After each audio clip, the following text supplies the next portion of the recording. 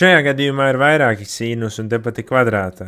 Iepriekš mēs skatījāmies, kad ir vienkārši sīnus, bet tagad te jau nav tik viegli. Un tas, kas jādara šajos gadījumos, ir, kur var kaut ko izvilkt pirms iekavām, tur mēs obligāti izvelkam kaut ko pirms iekavām. Mēs redzam, ka abos šajos saskaitāmajos uz sīnus. Tāda sīnus nāk pirms iekavām. Jā, šito mēs varam pārrakstīt kā 2 reiz sīnus x reiz sīnus x, un šito mēs varam pārrakstīt kā sīnus x vienkārši reiz 1, jo viņam nav skaitļu vairāk. Un tad tas sīnus ir tas, ko mēs paņemam pirms iekavām. Iekavās paliek 2 sīnus x, mums ir plus, un tad mums ir 1. Ok, un tad mums šeit reizinājums sanāk 0. Un vienīgais veids, kā vienu skaitli sareizinot citu skaitli, mēs varam dabūt 0, ir, ka vai nu viens skaitlis ir 0, vai otrs skaitlis ir 0. Un ja mēs atrasinām katru vienādojumu. Sīnus x ir 0, mēs ņemam tālāk kā trigonometrisko riņķi, tātad sīnus ir 0, un tas tā te būs vai nu 0, vai nu pi. Mēs rakstam, ka x ir vai nu 0, vai nu pi. Tagad tas ir sīnus, tad plus 2 pieni. Neaizmirstam pierakstīt klāt, un to 0 var arī nerakstīt, ja, jo